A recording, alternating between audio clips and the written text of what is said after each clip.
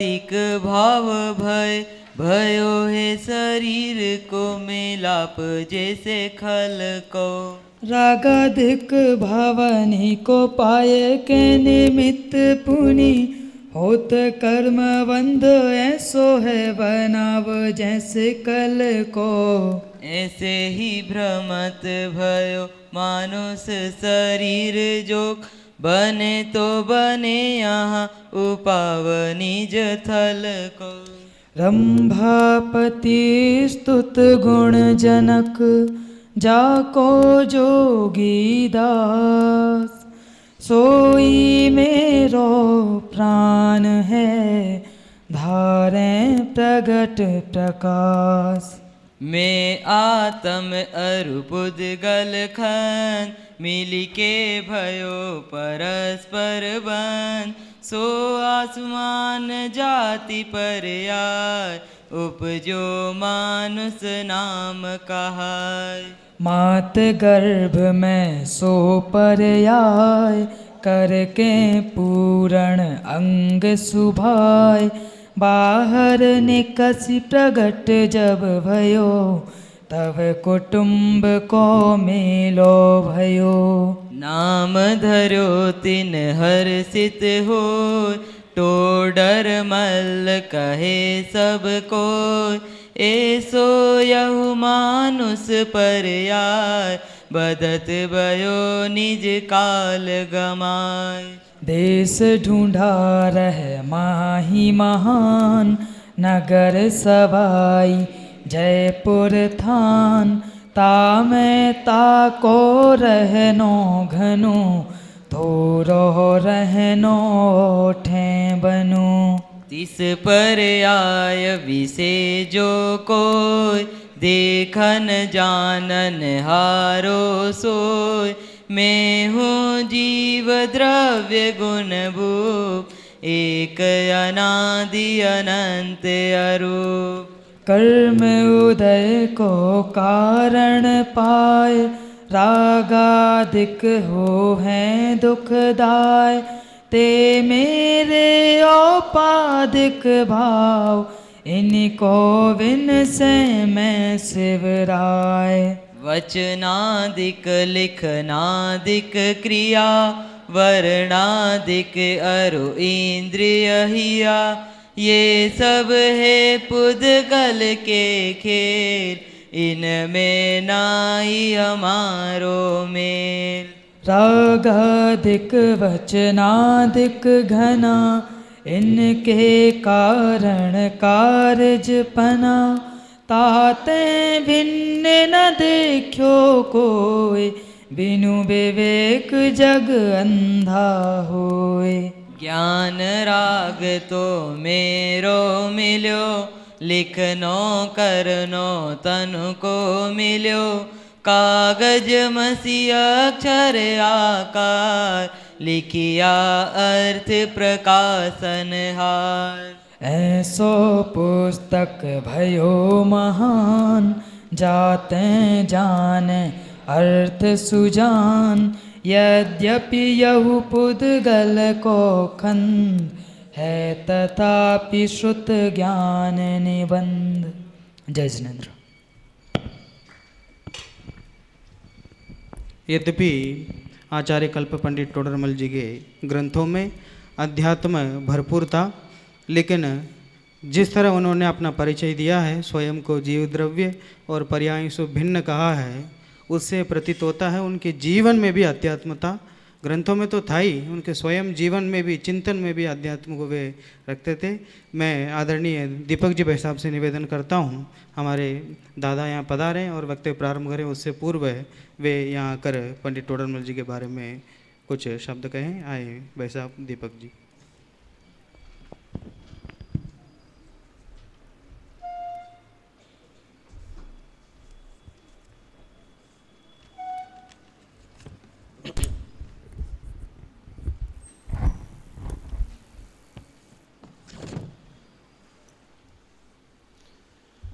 ओम नमः सिद्धेभ्य।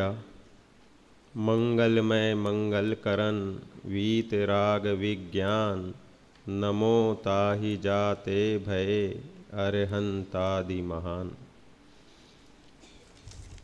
आदरणीय शांति जी भाई साहब, दादा भी उस पे सुन ही रहे होंगे। आदरणीय दादा, बड़े दादा, उपस्थित सभी साधर्मी और विद्यार्थी भाइयों, पंडित टोडरमल जी साहब के बारे में यह पहला कार्यक्रम है। मैं पिछले 20-22 वर्षों से स्मारक से संबंधित रहा हूँ। पहले आप जैसे अभ्यास करता था, उस समय भी कोई कार्यक्रम स्मृति दिवस रूप में नहीं हुआ था। तो यह पहली बार ऐसा प्रसंग बना है।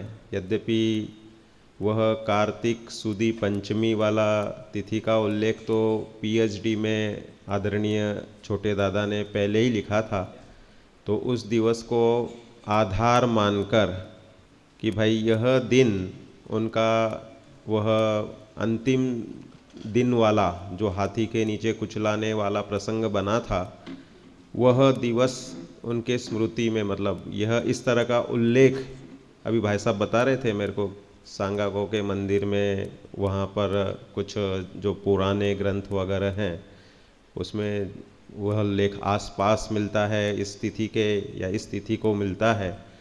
तो उस रूप में हमें तो टोडरमल जी साहब के बारे में कुछ स्मरण करने के लिए, उनके बारे में कुछ गुणगान करने का मौका मिले, इससे बड़ी खुशी की बात क्या हो सकती है। हमें उनके समग्र कर्तृत्व और व्यक्तित्व का इतना गहराई से निरंतर हम मोक्षमार्ग प्रकाशक के अभ्यासी हैं। सम्यक ज्ञान चंद्रिका को हम अपने पढ़ने में रखते हैं। गोमटसार की टीका है, गोमटसार, जीवकांड, कर्मकांड, लब्धिसार, सपनासार। अभी हम उनके विशेषों से ही उनके समग्र रूप से संक्षिप्त परिचय यहाँ पर एक रिफ्रेश करते हैं। दादा ने पूरा काम करके रखा है, पंडित टोडरमल व्यक्तित्व और कर्तृत्व, इसलिए इसमें बहुत अच्छी शोध खोज पूर्ण इन्होंने यह पीएचडी की है। आप लोगों को जानकारी होनी चाहिए कि भाई जैसे जो डॉक्टर लिखते हैं, अब भाई साहब ने भी, शांति जी भाई साहब ने भी पीएचडी की है, तो उनके विषय कौन से रहे, उनकी गहराई उस विषय से सिद्ध होती है। मैंने जैसे पंचास्तिकाय संग्रह पे की है, तो उस विषय संबंधी मैं कुछ विशेष कमांड रखूँगा ही। तो इस तरह से दादा ने जो इसमें टोडरमल जी के बारे में अनेक, उनके जीवन शैली के बारे में जो विशेष रूप से रही, आयु के बारे में पहले माना जाता था कि 27 वर्ष तक ही वे जिए, उसे उन्होंने 47 वर्ष की वह लिखित रूप से आधार प्रस्तुत करके सिद्धि की है। तो इस तरह से बहुत सारी जानकारी सब इसी में से ही निकली हुई है। उसे हम यहाँ पर पुनः एक मतलब अपने चिंतन को व्यवस्थित करने और टोडरमल जी का गुणानुवाद करने के लिए मैं यहाँ पर प्रस्तुत कर रहा हूँ। आदरणीय दादा आ गए हैं, सब लोग करतल ध्वनि से उनका स्वागत करें।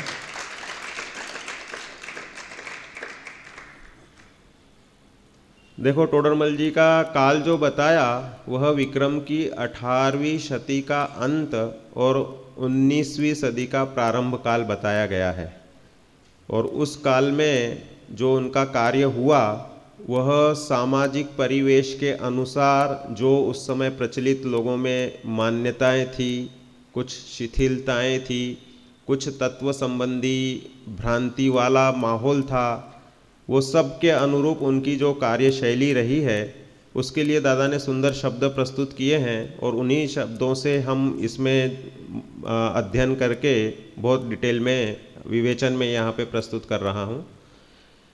टोडरमल जी के बारे में लिखा, वे स्वभाव से सरल, संसार से उदास, धुन के धनी, निराभिमानी, विवेकशील, अध्ययनशील, प्रतिभावान, बाह्य आभ्यंतर आडंबर विरोधी, दृढ़ श्रद्धानी, क्रांतिकारी, सिद्धांतों की कीमत पर कभी न झुकने वाले, आत्मानुभवी, लोकप्रिय प्रवचनकार, सिद्धांत ग्रंथों के टीकाकार एवं परोपकारी महामानव थे।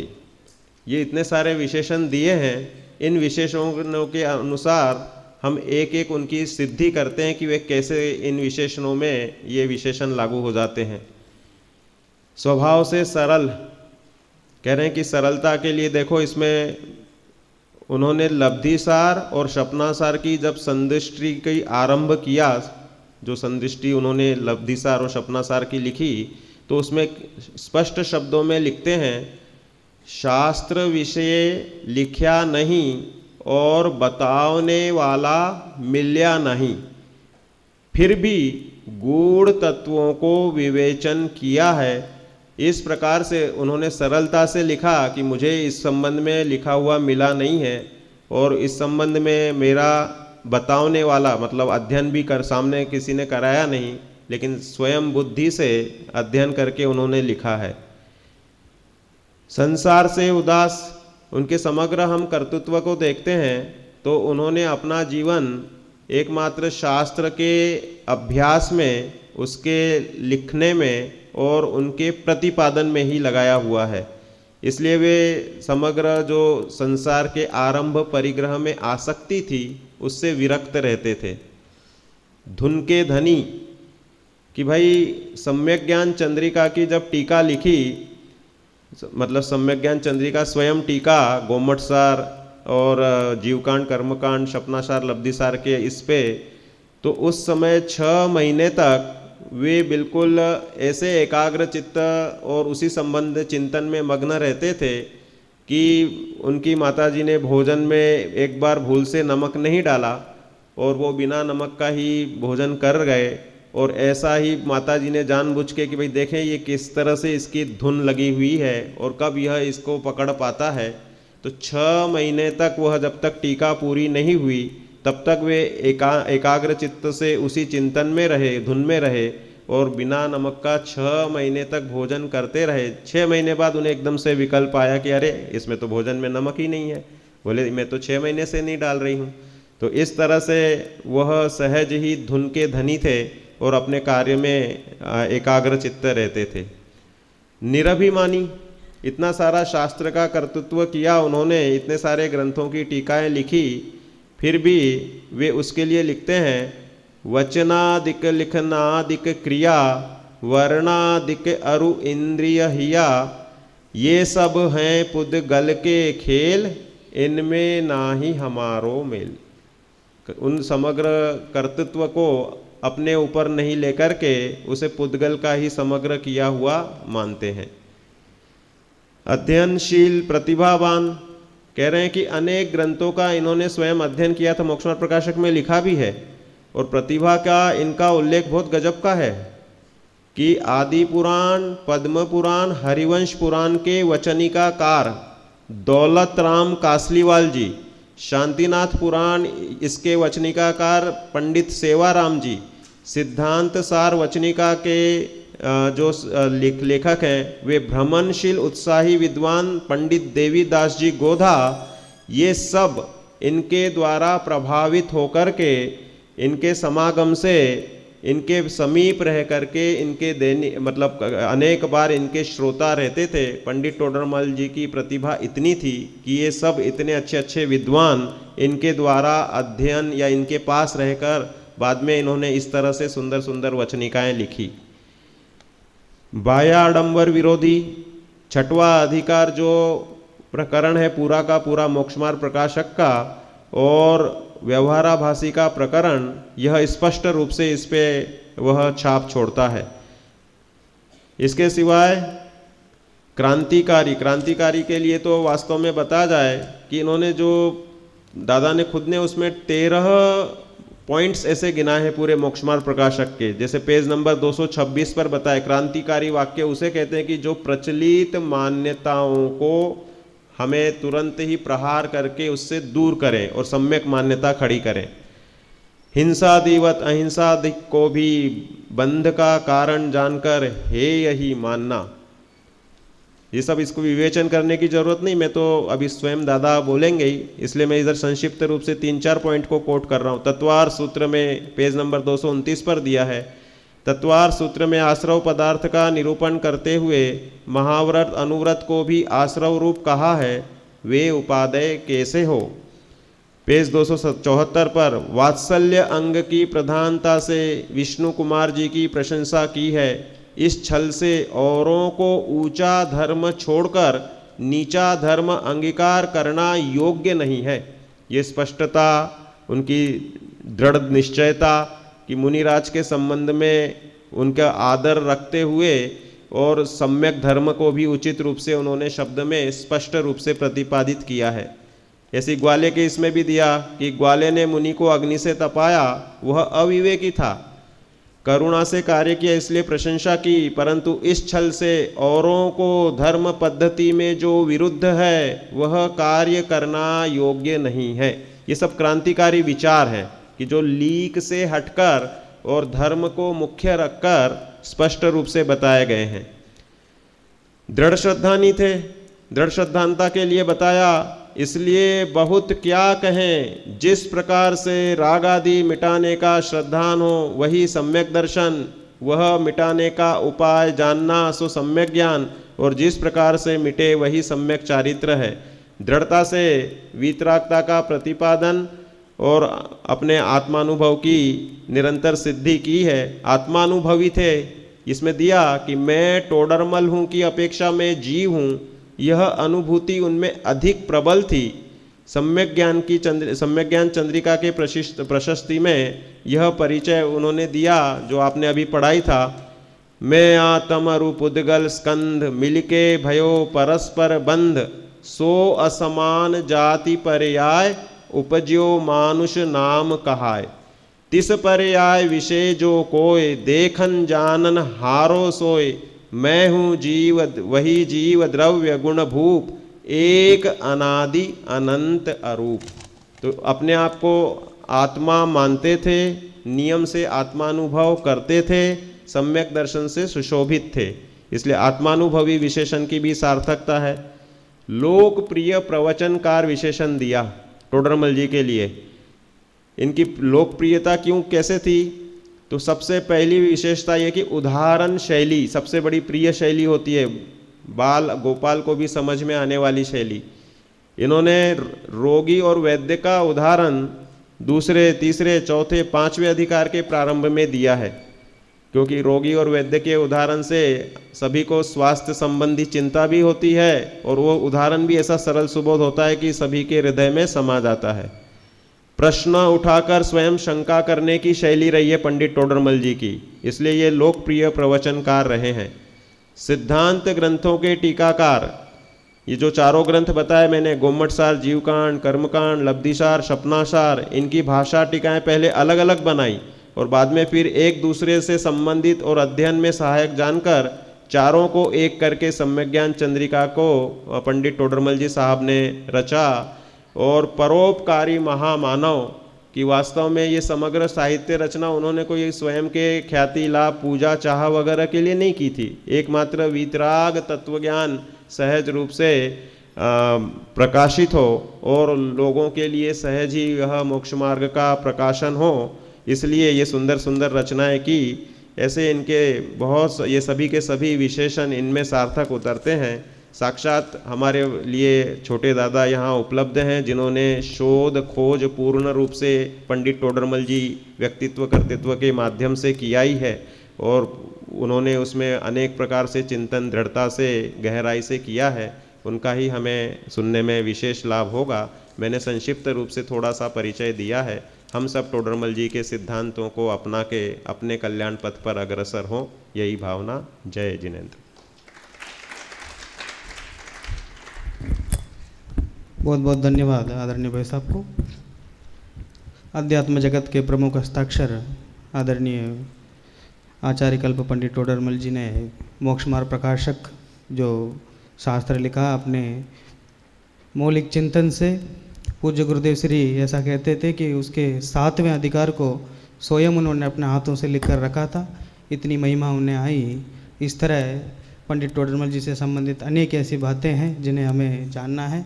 मैं इसलिए निवेदन करता हूँ आदरणीय छोटे दादा से कृपया बच्चों को उससे पूर्व आदरणीय शांति जी भाई साहब से निवेदन करता हूँ वे टोडरमल जी के बारे में कुछ।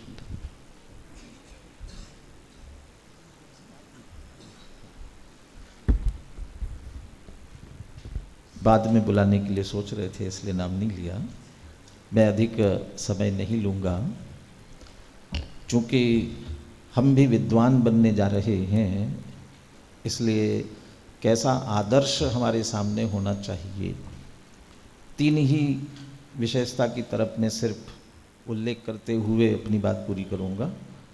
निस्पृहता, निर्भीकता और आध्यात्मिकता, ये 3 बातें टोडरमल जी में एक तरह से टूट कूट करके भरी थी। जिस तरह से उन्होंने ग्रंथों की रचना की, जितनी उनकी विद्वत्ता थी, उसके हिसाब से कहीं पर भी पहुंच सकते थे। धन की अपेक्षा से भी, मान की अपेक्षा से भी, पद की अपेक्षा से भी ऊंचे से ऊंचे स्थान पर पहुंच सकते थे, परंतु निरंतर निस्पृहता ही रही और सारा जीवन अपना जिनवानी के सेवा में ही समर्पित किया। दादा अनेकों बार कहते हैं कि बाद में जो उनका सामान जब्त किया गया था, वो उसकी लिस्ट भी प्राप्त होती है, तो उसमें बहुत कुछ अधिक सामान नहीं था कि बहुत संपन्न कोई व्यक्ति हो और बहुत सामान मिला हुआ होगा, ऐसा नहीं था। इसलिए सामान्य जितना था उसमें संतुष्ट रहते हुए पूरा जीवन जिनवानी के लिए समर्पित किया। ये निस्पृहता हमारे लिए अनुकरणीय है। दूसरी निर्भीकता, किसी भी तरह से तत्व के प्रति समझौता नहीं करना, और जो जीवन का प्रसंग उनका जो आता है जिसके कारण से उन्हें मृत्युदंड मिला, उसके बावजूद भी सत्य का विवेचन करने से वे नहीं चूके।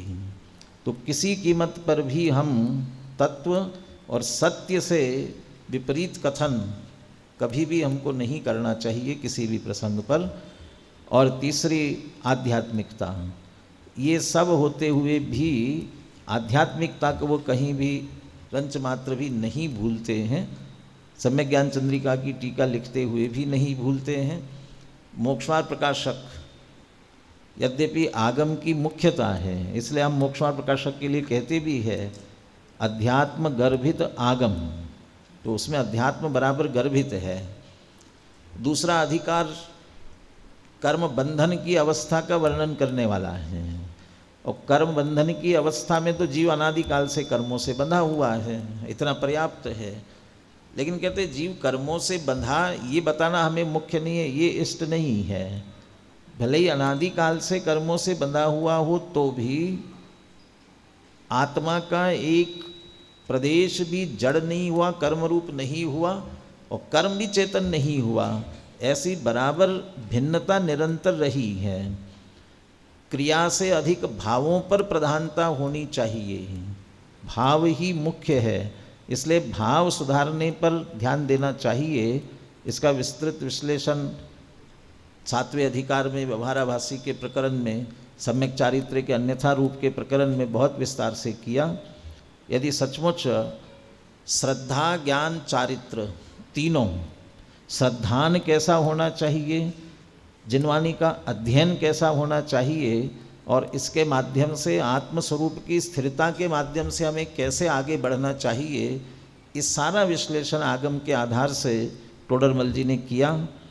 और उनके द्वारा लिखा जो रहस्यपूर्ण चिट्ठी है, एक चिट्ठी के जवाब में उन्होंने जो लिखा, उसमें तो आत्मानुभूति की विधि पूरी बहुत अच्छी तरह से उन्होंने स्पष्ट की। यदि उसका अनुसरण करें तो निश्चित रूप से हमें भी लाभ मिल सकता है। तो हम भी विद्वान बनने जा रहे हैं। आत्मध्यान रतिर्गेयम विद्वत्ताया परम फलम, विद्वत्ता का सर्वोत्कृष्ट फल है आत्मध्यान के प्रति हमारी रति होना। और ये आध्यात्मिकता टोडरमल जी में देखने को मिलती है। हम उनका निश्चित रूप से अनुसरण करके अपना कल्याण करें, इसी मंगल भावना के साथ। जय जिनेन्द्र।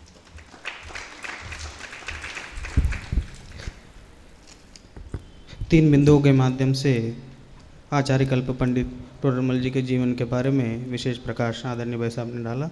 बहुत बहुत धन्यवाद। अब अधिक विलंब न करते हुए मैं आदरणीय दादा से निवेदन करता हूँ पंडित टोडरमल जी के बारे में अपना विचार व्यक्त कर।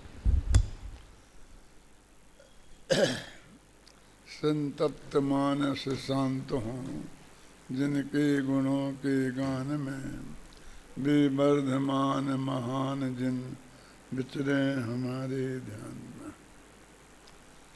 पंडित टोडरमल जी के ज़माने में जयपुर विद्वानों की नगरी थी।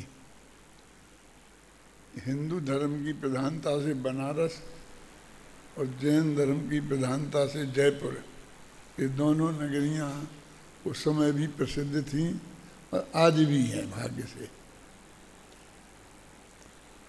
टोडरमल जी ने जो कुछ भी लिखा है और जो उपलब्ध है वो दो तरह की चीज़ें हैं, एक तो टीका ग्रंथ और दूसरे मौलिक ग्रंथ। उस मौलिक ग्रंथ के संदर्भ में जयचंद जी छाबड़ा ने ऐसा लिखा है कि जैसी प्रतिभा और शक्ति उनकी थी कि वे स्वतंत्र ग्रंथ खड़ा कर सकते थे, वैसी मुझ में नहीं है। मैं कोई ग्रंथ हो तो उसकी टीका तो लिख सकता हूँ, लेकिन मैं कोई स्वतंत्र ग्रंथ नहीं खड़ा कर सकता। उसी समय बनारस में कविवर पंडित वृंदावन लाल जी थे। वृंदावन लाल जी वो हैं जिनने 24 तीर्थंकर विधान लिखा है। मान प्रत्येक तीर्थंकर की पूजन उनने उस वक्त लिखी। आज भी जब 24 तीर्थंकरों की पूजन ना करके हमें किसी विशिष्ट भगवान की पुण्यतिथि हो अथवा उनका निर्माण दिवस हो, जन्म दिवस हो और उनकी पूजा करने का भाव आता है, तो उन वृंदावन दास जी की जो 24 तीर्थंकर विधान है उसमें से ही उस पूजन को उठा करके और हम करते हैं। मन वो मूल आधार बनी हुई है। ये इतनी पूजने अपन को भाई अभी हमने सबने लिख दी, बहुत लिखी हैं, लेकिन आदि से लेके अंत तक तो नहीं। अब कुंथनाथ भगवान की हमें करना है तो कहाँ से लाएं? तो वृंदावन दास जी को याद करना पड़ेगा। उन वृंदावन दास जी ने जयचंद जी छाबड़ा को एक पत्र भिजवाया था बनारस से जयपुर। अब आज की जैसी परिस्थिति तो थी नहीं। बनारस से कोई आदमी जयपुर आए तो उसे महीनों लग जाए रास्ते में, और ऐसे कोई बिना मतलब के थोड़ी आता था। जैसे चाहे जैसा आना जाना संभव नहीं था, तो किसी व्यक्ति आ रहा होगा तो उन्हें भेजा होगा। उसके हाथ पंडित जयचंद जी को एक पत्र लिखा और पंडित जयचंद जी छाबड़ा ने उस पत्र का उत्तर लिखा। वो जो पत्र है वृंदावन दास जी का, वो तो अपन को प्राप्त नहीं होता है। जयचंद जी छाबड़ा के पास रह गया होगा वो कहीं, लेकिन जयचंद जी छाबड़ा ने जो उत्तर लिखा था वो भाग्य से उपलब्ध हो गया। वो वृंदावन दास जी ने संभाल के रखा होगा, उनके लिए तो निधि थी। उसमें 3 बातें लिखी थी वृंदावन दास जी ने कि वृंदावन दास जी 20पंथी शैली के विद्वान थे। भट्टारक परंपरा के विद्वान थे और भट्टारक सब 20पंथी थे, दक्षिण भारत के उधर संबंधित थे। लेकिन जयपुर के पंडित टोडरमल जी, जयचंद जी छाबड़ा जैसे विद्वानों के प्रति उनके हृदय में बहुत बड़ा सम्मान और आदर भाव था। शायद वो जानते होंगे कि जयपुर के विद्वान सब 13पंथ शैली के हैं, फिर भी उनके हृदय में कितना सम्मान था कि उनने 3 बातें लिखी जयचंद जी को कि एक तो कि हमारे यहाँ तो 20पंथी की शैली चलती है, आपके यहाँ कौन सी शैली चलती है, उसकी क्या विशेषताएं आप मुझे ये बताओ। मैं इस पर गंभीरता से विचार करना चाहता हूँ। दूसरी बात लिखी कि टोडरमल जी साहब ने जो मोक्ष मार्ग प्रकाशक ग्रंथ लिखा है उसे आप पूरा कर दें तो बहुत समाज का कल्याण हो सकता है। इससे मालूम पड़ता है कि उनने मोक्ष मार्ग प्रकाशक जितना उपलब्ध है उसे पढ़ा था, है ना।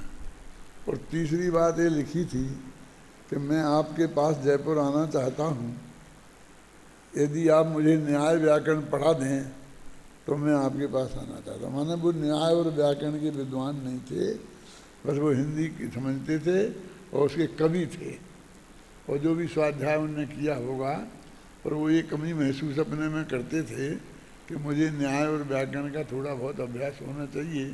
टोडरमल जी ने मोक्ष मार्ग प्रकाशक में लिखा है ना कि आत्मा के कल्याण के लिए भी थोड़ा बहुत न्याय और व्याकरण का अभ्यास करके फिर अपने अध्यात्म शास्त्रों का अध्ययन करना चाहिए।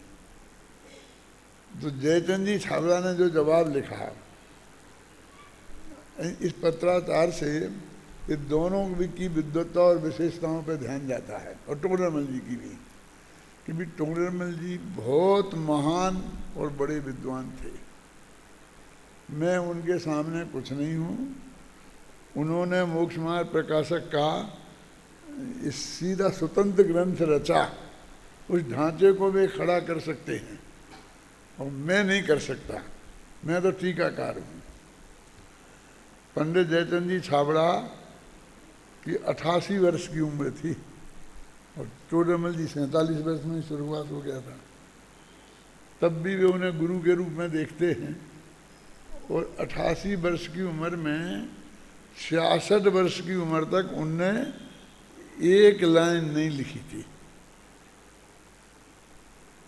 माने अपने को वो लेखक के काबिल समझते ही नहीं थे कि मैं लेखक बन सकता हूँ, जबकि उनके सामने पंडित टोडरमल जी का सारे उदाहरण मौजूद थे, और दौलत राम कासलीवाल के पुराण मौजूद थे, और सब चीज़ें मौजूद थी।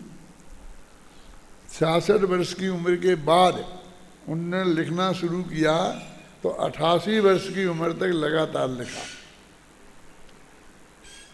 और 22 से अधिक बहुत बड़े बड़े ग्रंथों की टीकाएं उनने लिखी, जिनमें आप्तमीमांसा, प्रमेय रत्नमाला, ऐसे न्याय के ग्रंथ। टोडरमल जी की विशेषता यदि करुणान योग के ग्रंथों की टीकाओं में है, तो न्याय के ऐसे कई ग्रंथ जो आज भी अच्छे अच्छे लोग इसे नहीं समझ पाते हैं, पढ़ने पढ़ाने की क्षमता नहीं रखते हैं, उन ग्रंथों की टीका उनने लिखी। तो एक तो उन्होंने मोक्ष मार्ग प्रकाशक को पूरा करने के लिए कोशिश नहीं की, और उन्होंने साफ इनकार कर दिया कि मेरे बस की नहीं है। बाद में ब्रह्मचारी शीतल प्रसाद जी ने वो काम करने की कोशिश की, लेकिन जब उसे हम देखते हैं और पढ़ते हैं तो जिस तरह उनने वो काम किया है, तो अपने आप एकदम हंसी सी आती है कि क्या टोडरमल जी मोक्ष मार्ग प्रकाशक आगे लिखते तो ऐसा होता। यानी मेरे कहने का मतलब ये है कि उससे कोई क्षतिपूर्ति नहीं हुई, और आज भी लोगों से एक दूसरे से कहा करते हैं, जिसको भी योग्य समझते हैं, कि आप इसे पूरा कर दो, आप इसे पूरा कर दो। लेकिन वास्तव में टोडरमल जी के अंतर को पढ़ना, समझ के निकालना ये बहुत कठिन बात है। जब मैंने टोडरमल जी पर रिसर्च किया था तो मैंने एक कोशिश की थी कि यदि ये मोक्ष मार्ग प्रकाशक ग्रंथ पूरा हो गया होता तो इसमें क्या क्या होता। मानो एक तरीके से वो सारी विषय वस्तु हमारे ख्याल में आनी चाहिए कि इसमें यदि वे पूरा कर लेते तो क्या होता। अब जितना लिखा गया उसके आधार पर पूरा कर निकालना वो भी अपने आप में कोई साधारण काम नहीं था। उस काम में यदि हम अच्छी तरह सफल हो जाएं और फिर मेहनत करें तो थोड़ा बहुत वो काम भी कर सकते हैं जो टोडरमल जी ने किया था। तो मैंने एक चार्ट बनाया है, आपने देखा होगा मोक्ष में, अपनी ग्रंथ में मोक्ष मार्ग प्रकाशक की प्रस्तावना में भी है कि आगे यदि मोक्ष मार्ग प्रकाशक में पूरा हुआ होता तो क्या क्या होता। और उसका आधार ये बनाया कि इन्होंने अनेक जगह ऐसा लिखा है कि इसका हम आगे वर्णन करेंगे, और ऐसा भी लिखा कि इसका हम विस्तार से विवेचन कर्माधिकार में करेंगे। तो एक तो भी अपने जो उसके अध्याय हैं उनको भी अधिकार कहते हैं, और कर्माधिकार यानी पूरा कर्म पर एक अधिकार इसमें भी लिखने वाले थे। उनके दिमाग में था कि मैं कर्माधिकार लिखूंगा। अभी मैं अपने को कर्म का इतना बड़ा विशेषज्ञ नहीं मानता हूँ। कभी मैं कर्म टोडरमल जी जैसा कर्माधिकार लिख सकता हूँ क्या? क्योंकि भाई अपन नहीं लिख सकते। आप कौन समझेंगे ना, कर्माधिकार वो लिखने वाले थे पूरा। तो ऐसी ऐसी बातें उन्होंने 12-13 जगह लिखी हैं। वो पॉइंट भी अपन ने प्रस्तावना में निकाल के रखे हैं कि कौन कौन से पेज पर कहाँ कहाँ ये बात लिखी है। और इससे उनका भविष्य के ग्रंथ के आकार को निर्णय करने में हम समर्थ हुए कि हम चारित्र अधिकार में ये बात करेंगे। वास्तव में ये तो उनकी प्रस्तावना है। माने इन्होंने उनका नाम रखा मोक्ष मार्ग प्रकाशक, तो उन्हें मोक्ष के मार्ग पर प्रकाश डालना था ना। पहले अध्याय में मोक्ष मार्ग पर प्रकाश डाला ना, दूसरे तीसरे चौथे किसी में डाला ही नहीं। 9वें अध्याय में शुरू किया था मोक्ष मार्ग पर प्रकाश डालना, है ना। और उसमें भी वो बातें थी कि पुरुषार्थ से मोक्ष प्राप्ति संभव की मुख्यता से बात करी, और जो जो बातें हैं। मेरे कहने का अर्थ है कि अभी पूरा रत्नत्रय सम्यक दर्शन ज्ञान चारित्राणि मोक्ष मार्गा वो लिखना बाकी था, और वो सब लिखते। और जैसे आगे रत्नत्रय अधिकार में हम ये लिखेंगे, चारित्र अधिकार में ये लिखेंगे, मुनि का स्वरूप हम चारित्र अधिकार में विस्तार से बताएंगे। यानी उनके दिमाग में वो उस वक्त में था, सब वो ज्ञान था सब। मेरे कहने का मतलब तो उससे हमें अंदाज लगता था। मैंने ऐसा इसमें लिखा है कि यदि उनका ग्रंथ पूरा हो गया होता तो वो 5000 पृष्ठों से कम का नहीं होता।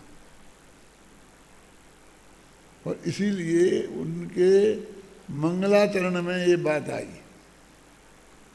क्या है मंगलाचरण? करी मंगल करी हो महा ग्रंथ करण को काज।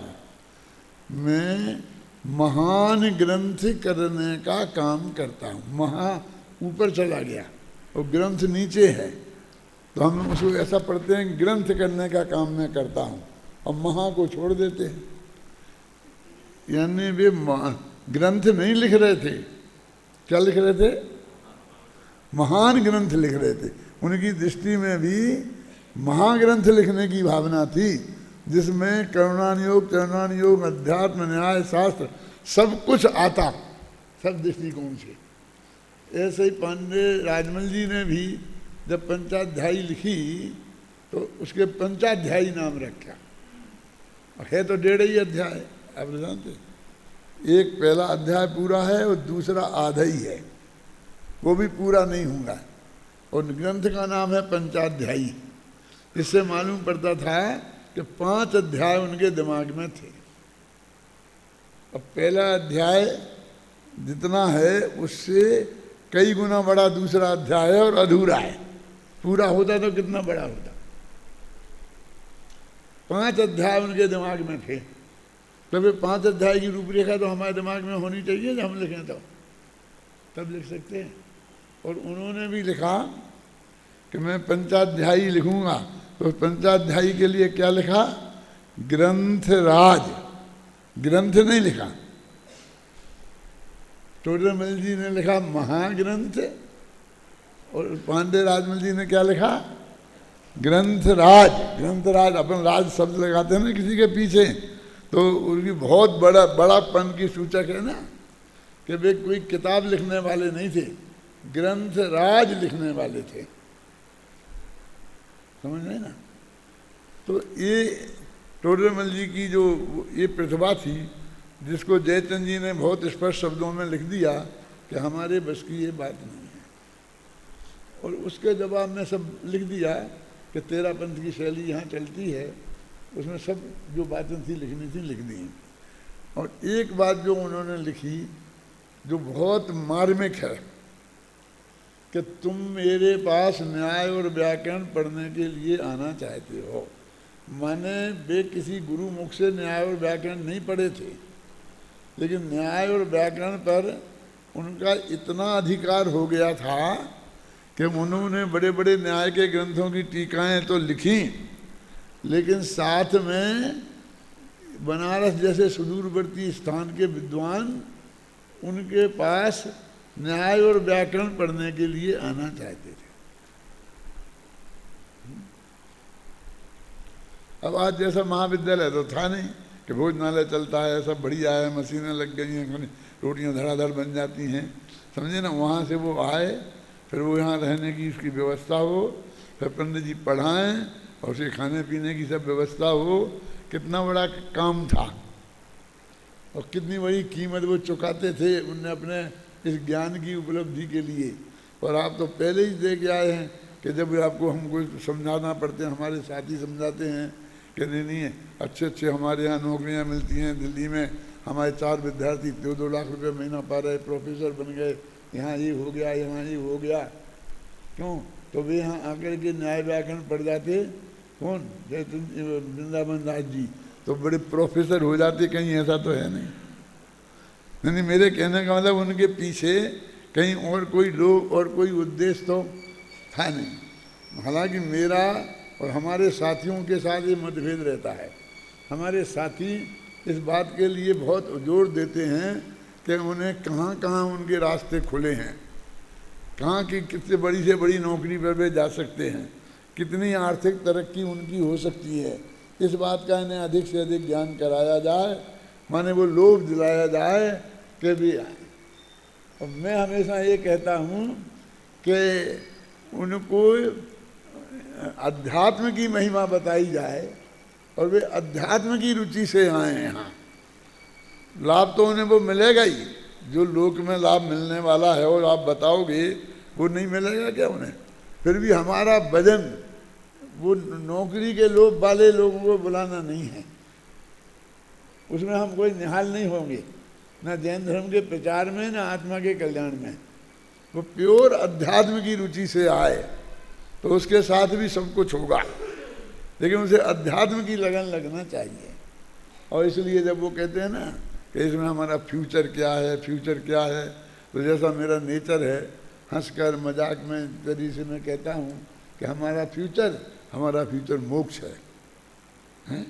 हम ये बताते हैं कि हमारा फ्यूचर ये है कि तुम बैठोगे गद्दी पर और बड़े बड़े सेठिया जो 1 करोड़ रुपए की, समझ गया ना, बोली लगाते हैं, तब 5 मिनट को बैठने को यहाँ मिलता है और हम घंटों बैठे रहते हैं मुफ्त में।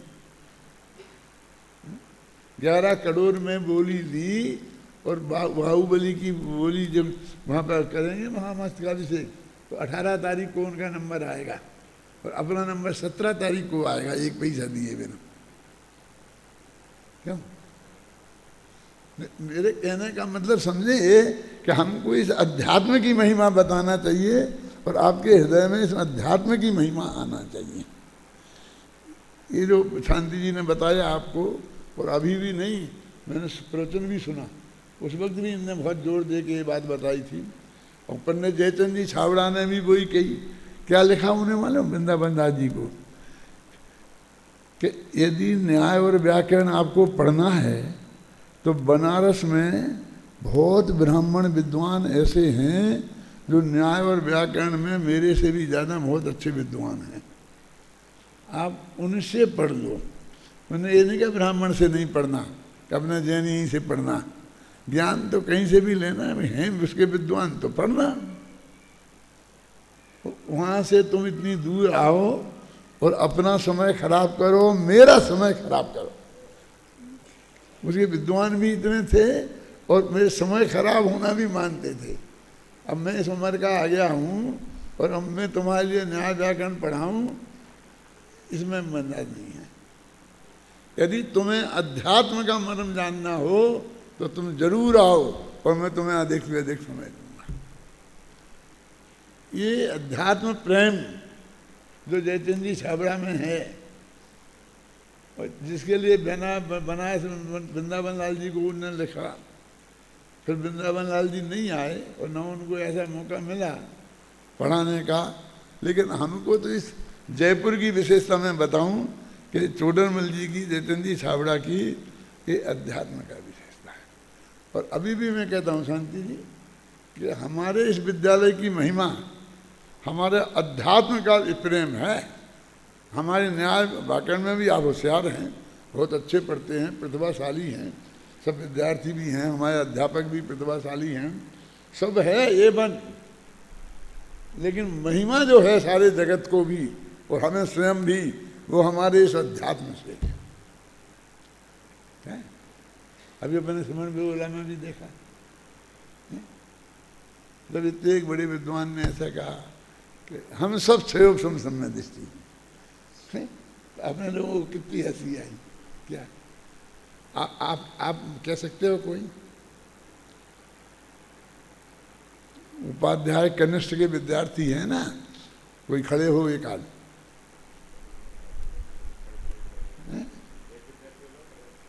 उपाध्याय कनिष्ठ का कोई भी, मेरा मतलब उससे भी पूछोगे तो भी वो ये मानेगा कि क्षयोपम सम्मा दर्शन हम सबको है।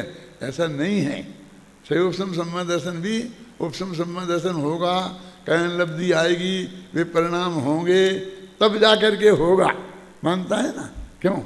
तो अभी आए तुम्हें 2-3 महीना 4 महीना नहीं हुए हैं और उसमें ये बात वो सीख जाता है कैलाश जी हैं? पर वो मेरे से भी ज़्यादा उम्र के विद्वान थे जिनने ये बात कही।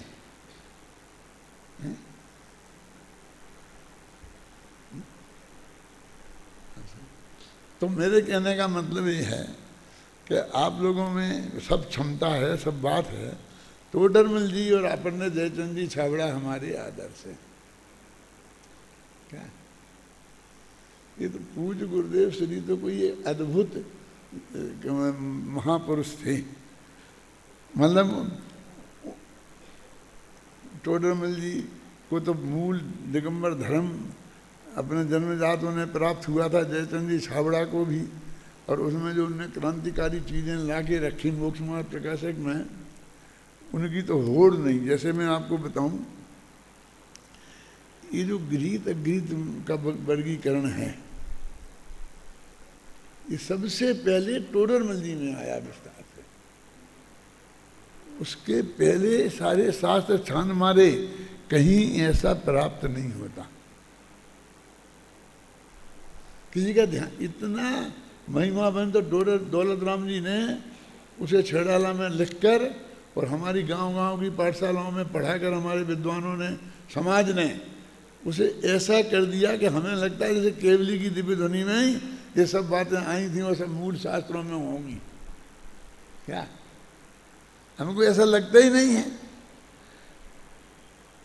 जब वो सामने वालों ने हमको चैलेंज किया कि नहीं हम पंडित की नहीं सुनना चाहते, हमें तो आचार्यों में बताओ, तो हम भी बगले झांकने लगे। आप लोगों को मालूम नहीं है, शांति जी शायद आप थोड़े बहुत जानते होंगे, यहाँ एक पंडित रतनलाल जी कटारिया थे केकड़ी में, बहुत अच्छे इतिहास के विद्वान थे। उनके पिताजी थे मिलापचंद कटारिया, वो भी बहुत अच्छे विद्वान थे। अब तो वो दोनों ही का स्वर्गवास हो गया है। उनके छोटे भाई हैं रतनलाल जी के, उनका नाम पदमचंद कटारिया है। उन्हें बहुत कुछ अभ्यास है, लेकिन उनने निकाल के, मैंने उनसे पूछा था तो निकाल के बताया था बरांग चरित्र में हैं, और थोड़ा वहाँ थोड़ी निसर्ग जो आता ना, निसर्ग सम्य दर्शन, अधिगम सम्य दर्शन, इधर ऐसे प्रकरण में उनने वहाँ से निकाल के बताया था कि वहाँ पर थोड़ा वर्णन है, वो भी 10-5 छंदों में। मतलब टोडरमल जी का जितना विस्तार से मिलता है, आप क्या समझते हैं गीत में था तो काम, ये 5वां अध्याय, 6वां अध्याय, 7वां अध्याय, ये सब गीत में था के हैं। 4वां अध्याय ये गीत में था का है। जब तक हमें रिसर्च नहीं हुई थी तब तक सोनगढ़ में भी ऐसा माना जाता था कि 7वां 8वां अध्याय अगीत में ध्यात्व का है और ये 5वां 6वां एक गीत में ध्यात्व के हैं और 7वां अगीत में ध्यात्व का। जब सबसे पहले मैंने वहाँ पर जाकर के फतेहपुर पंच कल्याणक में फतेहपुर माने बाबू भाई का गांव, वहाँ पंच कल्याणक हुआ था, सारी सेठियों को उनने बुलाया था और पूज्य गुरुदेव श्री भी पधारे थे। और मैंने ये जो ग्रंथ आप पढ़ रहे थे ना आप, ये ग्रंथ में PhD मुझे प्राप्त हुई थी, मैं पेश किया था। और ये PhD प्राप्त हुई थी कि नहीं हुई थी मालूम नहीं, मिलने वाली होगी। तो वो किताब मैंने गुरुदेव को पढ़ के सुनाई थी वहाँ फतेहपुर पंच कल्याणक में। तो उसमें मैंने बताया कि चौथा अध्याय अगीत में था तुका है और 5वां 6वां 7वां गीत का है। समझ गए ऐसे कैसे? तो मैंने उन्हें बताया अगीत माने जो अनादि का है, जिसे नया ग्रहण नहीं किया है, जो एक इंद्रिय के भी हो सकता है। और गृहीत माने जो शनि पंचेंद्रिय के ही होता है कि देवसार कोगुल कुदेव कुसार जिसमें निमित्त होते हैं वो गृहीत होता है। वो तर्क सब उनकी समझ में आया और इतने प्रभावित हुए गुरुदेव श्री कि उन्हें अपने प्रवचन में वो बात जाके कही। यदि फतेहपुर के प्रवचन अभी भी आप सुनेंगे तो उसमें वो बात मिलेगी। और वहाँ मैंने ये भी बताया था 47 वर्ष की उम्र उनकी थी रिसर्च करके। तो ये जो टोडरमल जी की प्रतिभा का कमाल है ये उसके पहले नहीं है और बाद के भी लोगों ने नहीं पकड़ा। एक दौलत राम, 2 दौलत राम हैं, एक वो 3 वचन का वाले जो टोडरमल जी के समय में थे। वो जयपुर के राजा की तरफ से उदयपुर के महाराणा के यहाँ वकील थे, माने राजदूत थे। वे तो बड़े अधिकारी थे राज्य के। वो एक वे दौलत राम पल्लीवाल जो बेचारे महिलाओं की साड़ियाँ होती ना, तो पहले ज़माने में तो ऐसी रंगीन वंगीन नहीं बनती, सफ़ेद बनती थी और उसमें छापा लगा करके ऐसे छापा लगा करके उसे थोड़ी रंगीन बनाते थे। तो वो काम करते थे। वो मैंने अपने हाथ कल लोगों को करते हुए देखा है। वो ज़्यादा पुरानी बात नहीं है। मुझे याद है, दादा आपको याद होगा कि नहीं, वो मूलचंद की शादी में अपन गए थे ना ललितपुर में, तो वहाँ पर एक आदमी वो छापा करके साड़ियाँ छापने का काम करता था। तो उसने क्या किया, हम जाके उसके पास गए परमात्म, तो उसने कहा कैसे तुम्हें छपाना है रूमाल, तो तुम्हें इतना कपड़ा लाओ मेरे पास, मैं तुम्हारा रूमाल तैयार कर दूंगा, बहुत बढ़िया। तो हम कपड़ा लेके गए और उसने छापा लगा करके और वो हमारे लिए बहुत बढ़िया रूमाल तैयार कर दिया। तो सिर्फ इसलिए कह रहा हूँ कि उस वक्त भी इस तरह का काम होता था। तो बेचारे आजीविका ऐसी करते थे। कौन? दौलत राम जी।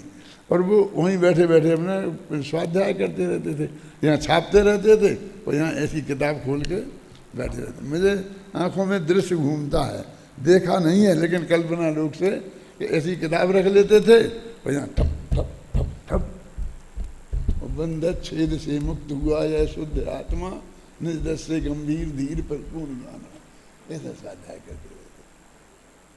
मैंने कहीं वाक्य पढ़ा था कि छापते रहते थे और स्वाध्याय करते रहते थे। क्या था आप कहते थे? मैंने बहुत साधारण स्थिति के थे आर्थिक दृष्टि से। वे कहाँ के थे? मंगलायतम के पास शासनी, लेकिन वो वास्तव में वहाँ के नहीं थे, दिल्ली के थे। आप घबराना नहीं, मैंने सब लिखा है। कहाँ लिखा है? 6 डाला के सार में। वहाँ पर यात्रा संघ आया दिल्ली वालों का, आगरा। तो आगरा में ये जो बंजीलाल की ठोलिया की धर्मशाला है, बंजी तो यहाँ है, वहाँ पर वो बेलगंज में जो धर्मशाला है उसमें सब ठहरते थे। इतनी पुरानी है वो। उसके सामने ही भूजादा जी की इनकी दुकानें थी। तो इनसे वो सब वो काम उनसे करवाते। तो इनका वहाँ संपर्क हुआ कहीं, तो इनसे भी चर्चा करने लगे। तो इन्हें बहुत अच्छी अच्छी बातें बताई। 6 डाला का लिखने वाले के पास कितना बढ़िया माल होगा। तो वो लोग इतना प्रभावित हुए कि उन लोगों ने कहा कि भाई तुम हमारे साथ यात्रा पर चलो, सारा खर्चा हम उठाएंगे, सारी व्यवस्था हम करेंगे, और आपके मन में आवे कि थोड़ा बहुत हमें समझाना है तो समझा देना, और नहीं आवे तो नहीं समझाना, हम आपको बाध्य नहीं करेंगे कि रोजीना 2 प्रवचन करने पड़ेंगे। ये बात में लिखी है, सब मिली है मुझे, मैंने रिसर्च के आधार पर बता रहा हूँ आपको ये कि अत्यंत विनय पूर्वक वो उनको ले गए और वो चले गए। और फिर यात्रा करके पूरे लौट के आए दिल्ली में, तो सब लोगों ने कहा पंडित जी क्या करोगे उस गांव सांसनी में जा करके, आप तो यहीं विराजो, हमको 2 अक्षर जो आपको समझ में आए तो पढ़ाओ लिखाओ और बाकी सारी व्यवस्था हम लोग करेंगे आपकी। आप अभी ये छापा मापा का काम आप करो शोभा नहीं देता, हमको धिक्कार है यदि हमारे रहते हुए हम सब तरह से समर्थ होते हुए और आप वो छापा करते रहें क्या। तो फिर वो दिल्ली में ही बस गए और दिल्ली वालों को उन्हें पढ़ाया तो उनका अंत समय दिल्ली में बीता। मैं उनकी महिमा इसलिए गा रहा हूँ कि गृहीत अगृहीत का जो मामला है ना, ये टोडरमल जी की मूल देन है और उसे बहुत संक्षेप में पद्य में 6 ढाला में रखकर दूसरी ढाल में सिर्फ 16 छंद क्या होते हैं, 16 छंद वे भी 2 पदरी छंद है ना, छोटे छोटे छंद, उसमें इतनी बड़ी बात लिख दी जिसमें पूरा 5वां 6वां 7वां सब अध्याय आ गए यानी। और फिर हमारी समाज ने उस छेड़ाला को अपना के गांव गांव में पाठशालाओं में वो चलाकर महिलाओं ने रट लिया, उसे अमर कर दिया। इसलिए मैं इतनी गीत गा रहा हूं। अब आज फिर शंकर का काल आया है, अब वो गीत गीत का फिर चक्कर में पड़ रहा है।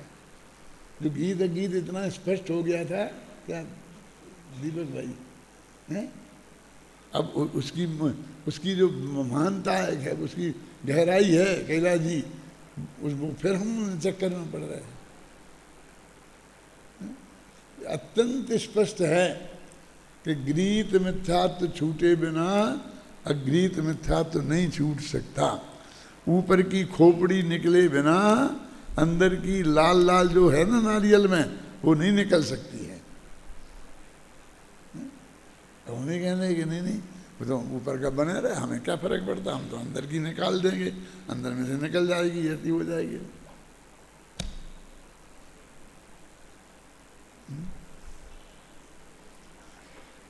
श्रवण बेलगोला में जब हमारी बात चल रही थी हमारे कोई विद्वान की, और जब उसने टोडरमल जी का ये उदाहरण दिया, अशोक गोयल ने किया था ना, तो सामने वाले खड़े हो गए कि हम पंडित की नहीं मानेंगे, आचार्य की बताओ। तो मुझे तो ये सब बात मालूम थी जो रामायण में आपको सुना रहा हूँ कि आचार्यों का निकाल के बताना उतना आसान नहीं था। क्या मैं कुछ बोला नहीं, मैं बिल्कुल चुप बैठा रहा शांति से। लेकिन मैंने एक बात कही बाद में अपने सब विद्यार्थियों से, और सबसे जो इकट्ठे हुए थे ना, कि बेटा तुमको बदले में आक्रमण करना चाहिए था।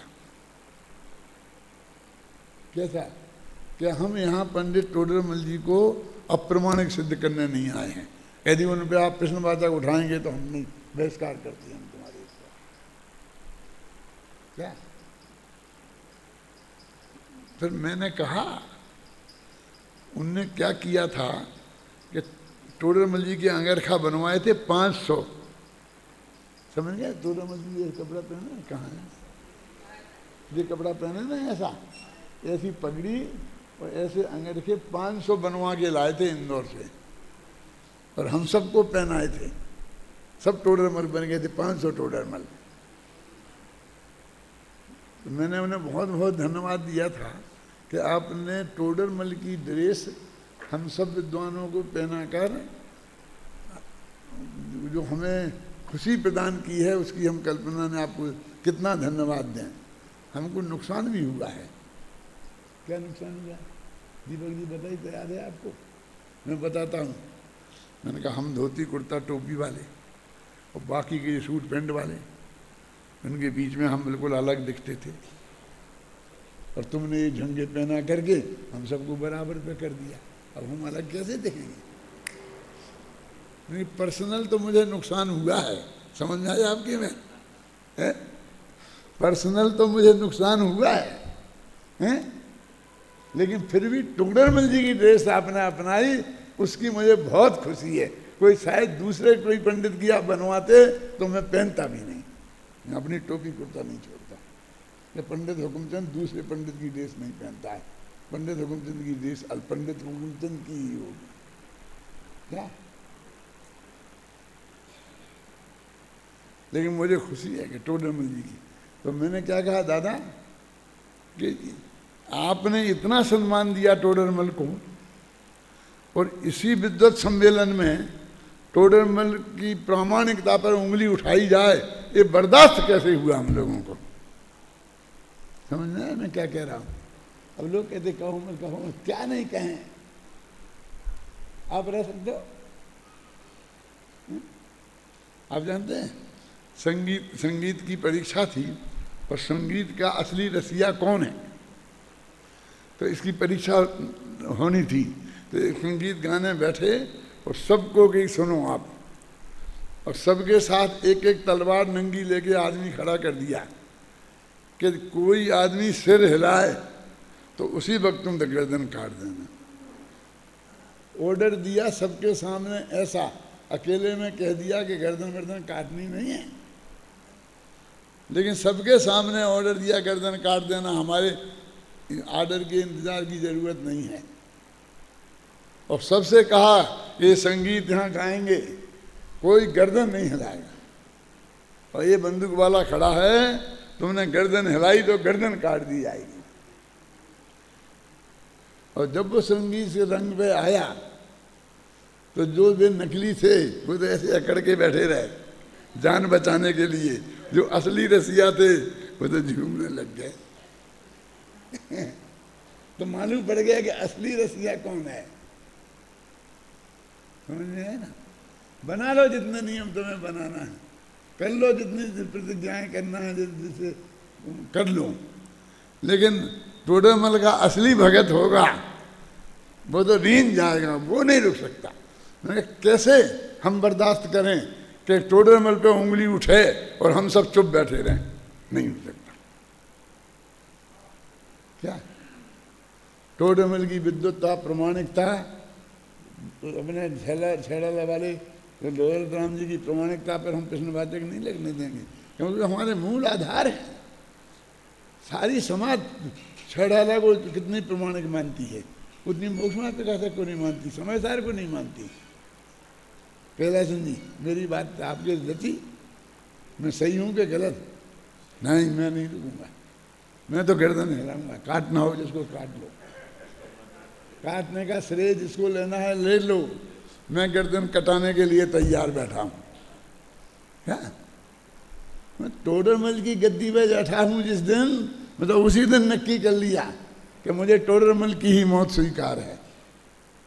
क्या तत्व के लिए और काय के लिए, और क्या लेना देना है अपन को, और हमें क्या मतलब है? तो मतलब जयचंद जी छाबड़ा, टोडरमल जी, दौलत राम जी कासलीवाल, दौलत कासलीवाल नहीं, दौलत राम जी पल्लीवाल, छेड़ाला वाले, ये ऐसे अद्भुत विद्वान थे कि ये जो गीत में था तो का सारा प्रकरण है, ये बिल्कुल टोडरमल जी की मौलिक है। इसके बीज तो विद्यमान हैं, बीज तो कहाँ विद्यमान? इसी में निसर्ग अधिवेश समय दर्शन, इसमें ही विद्यमान है बीज तो। लेकिन फिर इससे उल्टा लेना पड़ेगा, वो एक इंद्री के गीत में छात्र होता है, अगीत में छात्र, एक देह में एकत्व बुद्धि रूप है वो, आप समझेंगे ना। और ये गुरु गुरुदेव के शास्त्र के निमित्त से होता है। ये जो सारा वर्णन है 5वें 6वें 7वें अध्याय में, वो सब गीत में तत्व का वर्णन है 7वें में है? तो 7वें में कैसे कह सकते हो आप? अरे भाई साहब, टोडरमल जी ने कितना क्लियर लिखा है, कि हम जैनी हैं, पक्के हैं, हम अरहंत के अलावा किसी को नहीं मानते हैं, लेकिन अरहंत को वैसे ही करता धरता सुख दुख देने वाले वो ऐसे ही मानते हैं जैसे अन्य मिथ्या दृष्टि, क्या है पंक्ति, ईश्वर आदि को मानते हैं वैसे ये अरहंत आदि को मानता है। क्या फर्क होता है? वे मानता है कि शंकर भगवान ने ऐसा किया, ये कहता महावीर ने ऐसा किया।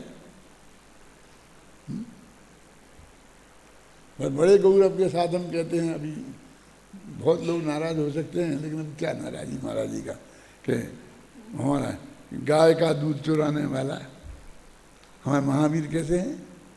अब वे भी मक्खन चुराते खाते थे, क्यों? उनके भगवान मक्खन चुराते थे, और हमारे भगवान ने वो ग्वाले की गाय को धो लिया और वो दूध पी लिया। क्या फर्क रहा बता? और वो जब बन गया, मंदिर बन गया, और जय जय नाथ परम गुरु हो रहा है।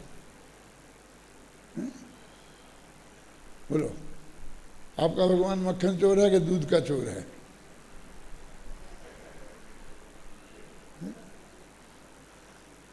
कहते अरे कोई लगाने वाला नहीं, गाय खड़ी है, झरझर झरझर दूध गिरी, क्या हो गया? कौन सा गजब हो गया? अभी देख लो आप, गाय को जब बछड़े के सामने आता है, उसे दूध पिलाने का भाव आता है, और बछड़ा जरा दूर हो नहीं होए तो गाय के स्तनों से दूध झरने लगता है।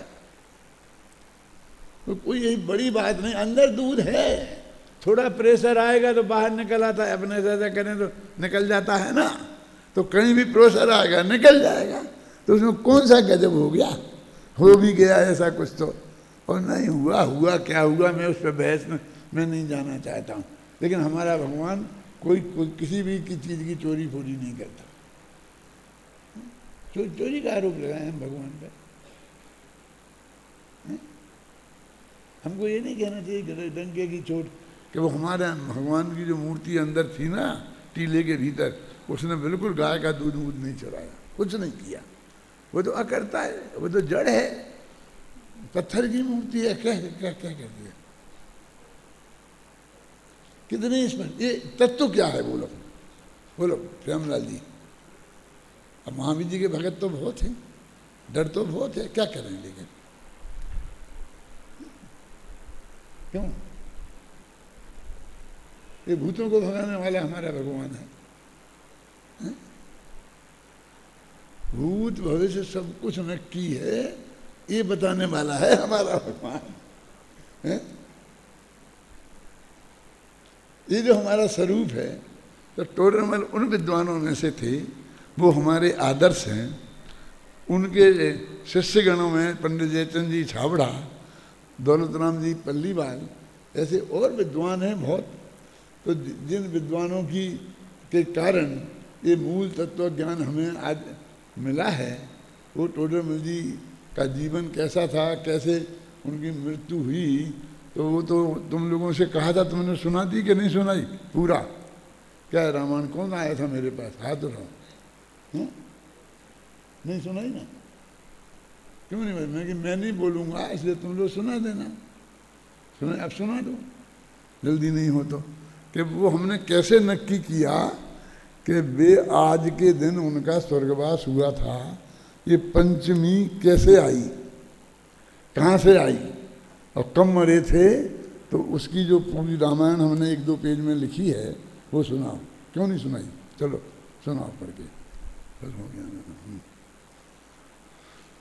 अब कहाँ से सुनाना तेरे को मालूम है कि फिर काने उठना पड़ेगा मुझे? चल।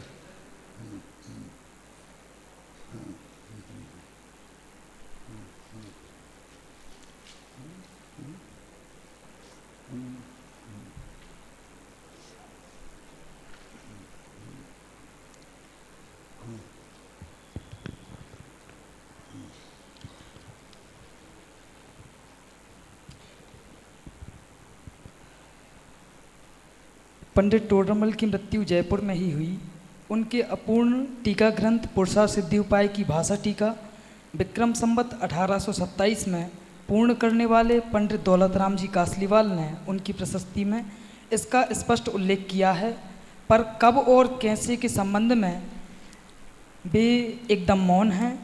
वे राजकर्मचारी थे, अतः उन्होंने राजकीय अविवेक से हुई उनकी असामयिक मृत्यु के संबंध में कुछ भी लिखना ठीक ना समझा होगा, क्योंकि यह तो संभव नहीं है कि उन्हें उक्त कांड की जानकारी ही ना हो, जबकि विक्रम संवत 1827 में ही पंडित वखतराम शाह ने बुद्धि विलास समाप्त किया था और उन्होंने उसमें पंडित टोडरमल जी को दिए गए मृत्युदंड का विस्तृत वर्णन किया है। वखतराम शाह के अनुसार कुछ मतांध लोगों के द्वारा लगाए गए शिवपिंडी को उखाड़ने के आरोप के संदर्भ में राजा द्वारा सभी श्रावकों को कैद कर लिया गया था और 13 पंथियों के गुरु महान धर्मात्मा महापुरुष पंडित टोडरमल को मृत्युदंड दिया गया था। दुष्टों के भड़काने में आकर राजा ने उन्हें मात्र मृत्युदंड ही नहीं दिया, बल्कि गंदगी में गड़वा दिया था। यह भी कहा जाता है कि उन्हें हाथी के पैर के नीचे कुचलवाकर मारा गया था। विक्रम की 19वीं सदी के पूर्वार्ध में जयपुर में 3 बार विक्रम की 19वीं सदी के पूर्वार्ध, यानी सन की बात नहीं है, विक्रम की है। हाँ, विक्रम 1801 से लेकर 1899 तक ये 19वीं शताब्दी कहलाती है। तो ये 1827 है तो ये 19वीं कहलाती है, समझे ना। विक्रम की 19वीं सदी के पूर्वार्ध में जयपुर में 3 बार सांप्रदायिक उपद्रव हुए। प्रथम विक्रम संवत 1818 में व तृतीय विक्रम संवत 1826 में हुआ। द्वितीय इन दोनों के बीच में विक्रम संवत 1823 या 24 में हुआ था। इसके तिथि संबंधी उल्लेख नहीं मिलते हैं। पंडित टोडरमल का शोचनीय व दुखद अंत द्वितीय उपद्रव का ही परिणाम था। इतना तो निश्चित है कि यह उपद्रव राजा माधव सिंह के राज्यकाल में हुआ था। राजा माधव सिंह की मृत्यु तिथि चैत्र कृष्णा 3 विक्रम संवत 1824 है। उक्त तिथि के बाद पंडित जी की विद्यमानता स्वीकार नहीं की जा सकती है। विक्रम संवत 1821 के माघ माह में होने वाले इंद्रध्वज विधान महोत्सव में पंडित टोडरमल जी उपस्थित थे, अतः विक्रम संवत 1821 के माघ माह और विक्रम संवत 1824 के चैत्र माह के बीच किसी समय पंडित जी की मृत्यु हुई होगी। जयपुर के सांगाकों के मंदिर में केसरी सिंह पाटनी सांगाकों का एक हस्तलिखित गुटका है, जिसमें निम्नानुसार उल्लेख मिलता है। मिति कार्तिक सुदी 5 ने महादेव की पिंडी सहेर माही कछु अमार्गी उपाड़ी नाही नाखी तीह परी राजा रोष करी सुरावग धर्म्या परी दंड नाख्यो। उक्त उल्लेख के आधार पर उनकी मृत्यु संवत 1822-23 या 24 की कार्तिक सुदी पंचमी के आसपास संभव हो सकती है, पर एलक पन्नालाल दिगंबर जैन सरस्वती भवन बम्बई की 3य वार्षिक रिपोर्ट और ग्रंथ सूची तथा प्रशस्ति संग्रह पृष्ठ क्रमांक 74 से 76 पर मुद्रित है कि त्रिलोकसार की एक प्रति श्रावण कृष्णा 4 विक्रम संवत 1823 की लिखी हुई है।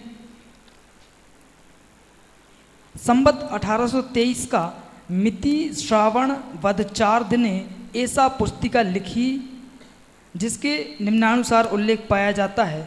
यह टीका खरड़ा की नकल उतरी है। मल्लजीकृत पीठबंद आदि संपूर्ण नाही भई है। मूल को अर्थ संपूर्ण आए गयो है, परंतु सोधी और मल्ल जी को फरी उतरवाणनी है। विछति होवा के वास्ते जेते खरड़ा ही उतार लिया है। तिहिस्यों खरड़ा माने मूल प्रति जिसका संशोधन नहीं हुआ है, उसको हमने नकल कर ली है, क्योंकि विच्छुति ना हो जाए और बाद में पूरी तैयार हो जाएगी तब हम दोबारा नकल कर लेंगे।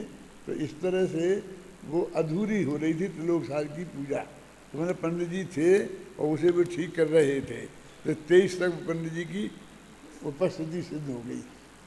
तिहिस्यों और प्रतिहिस्यों उत्तरवाज्योमति, इससे सिद्ध होता है कि श्रावण कृष्णा 4 कोई आदमी इससे नकल नहीं करना, क्योंकि ये अभी संशोधित प्रति नहीं है। वो संशोधित प्रति बाद में आएगी तब उससे करना। तुम इसकी प्रतिलिपि नहीं करना। हमने तो इसलिए कर ली है कि कहीं खो खुआ जाए तो अपन कर सुरक्षित रख देते हैं ना आजकल जैसे वैसे। इससे सिद्ध होता है कि श्रावण कृष्णा 4 विक्रम संवत 1823 तक पंडित टोडरमल विद्यमान थे और उसके बाद उन्होंने त्रिलोक सार का संशोधन भी किया। अतः यह निश्चित रूप से कहा जा सकता है कि पंडित टोडरमल जी की मृत्यु कार्तिक शुक्ला 5 विक्रम संवत 1823 या 24 के बाद 10-5 दिन के भीतर ही हुई होगी।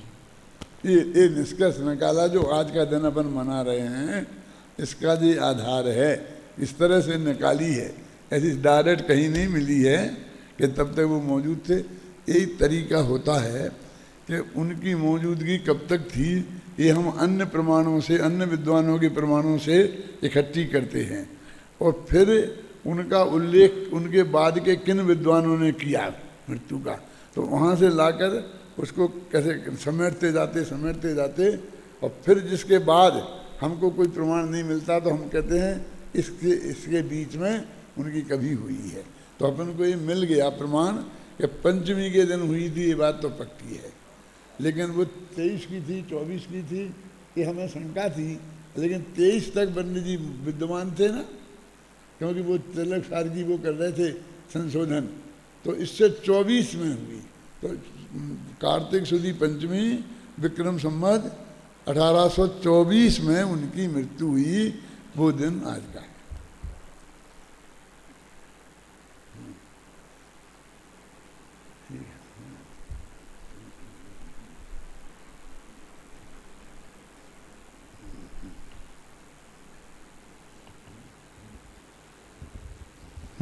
इस तरह हम सभी ने आदरणीय दादा के माध्यम से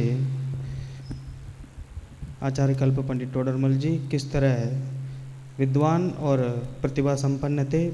डॉक्टर संजीव जी गोदा साहब बताते हैं जब वहाँ पे बड़े मंदिर में उनके गुरु का प्रवचन होता था, वंशीधर जी का प्रवचन, तो किसी व्यक्ति, कोई बाहर का व्यक्ति आया, उनसे पूछा आपका नाम वंशीधर है, तो वंशीधर कैसे हैं आप, सार्थक कैसा है आपका नाम, इस तरह पूछा।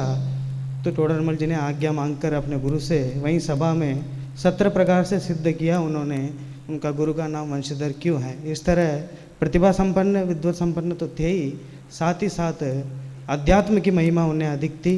इस बात को आदरणीय दादा ने हम सबको बताई।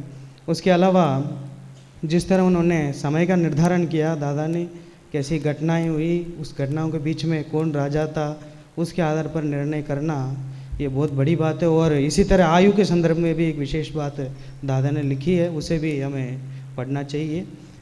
और इसी क्रम में आचार्य कल्प पंडित टोडरमल जी के प्रति अपनी भावना को एक विद्यार्थी ने कविता का रूप दिया है, उसे यहाँ प्रस्तुत करने के लिए मैं यहाँ बुलाना चाहता हूँ। शास्त्री तृतीय वर्ष से शुभांशु जैन यहाँ आए और टोडरमल जी के ऊपर जो कविता उन्होंने लिखी है स्वयं, उसे यहाँ प्रस्तुत करें। आए शुभांशु जैन।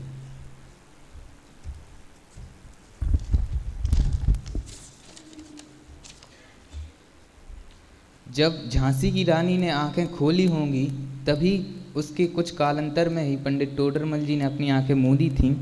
ये बात मैं इसलिए कह रहा हूँ क्योंकि जो प्रस्तुत कविता है पंडित टोडरमल जी की यशोगाथा, वो झांसी की रानी इस लय पर लिखी गई है। भ्रकुटी चढ़ी मिथ्यामति की जब हुई धर्म की हानि थी, अध्यात्म जगत की नींव हिली पर नाजक को हैरानी थी। रूढ़िवादी लोगों ने ही रची अधर्म की कहानी थी, महावीर के अरमानों की बहुत हुई बदनामी थी।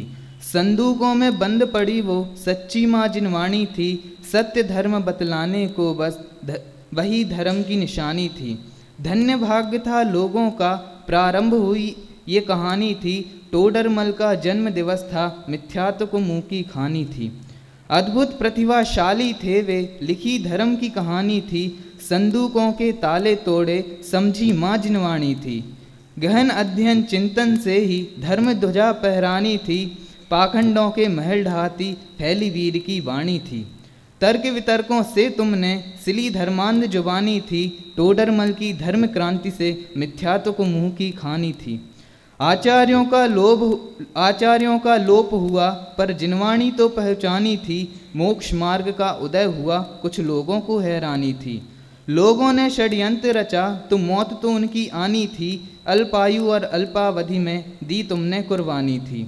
मरण की कीमत पर लिखा ये उनकी अमर कहानी थी, टोडरमल की धर्म क्रांति से मिथ्यात्व को मुँह की खानी थी, मिथ्यात्व को मुँह की खानी थी। धन्यवाद। और आचार्य कल्प पंडित टोडरमल जी जैसे ही जीवन हमारा भी हो, उनके जैसे ही अध्यात्म को हम अपने जीवन में जीवंत रखें। शायद इसी भावना से इस भवन का नाम भी उन्हीं के नाम से है, इस विद्यालय का नाम भी उन्हीं के नाम से है। तो जब जब भी हम उनके नाम को याद करें, उनके व्यक्तित्व को भी याद करें, उनके व्यक्तित्व में जो प्रमुख पहल अध्यात्म है उसको भी याद करें। ऐसी सार्थक भावना से आज की ये सभा में उपस्थित सभी विद्वानों की आज्ञा से ये सभा आज यहीं संपन्न होती है। बोलिए महावीर भगवान की जय, महान जैन धर्म की जय। विद्यार्थी 2 मिनट के लिए रुकेंगे।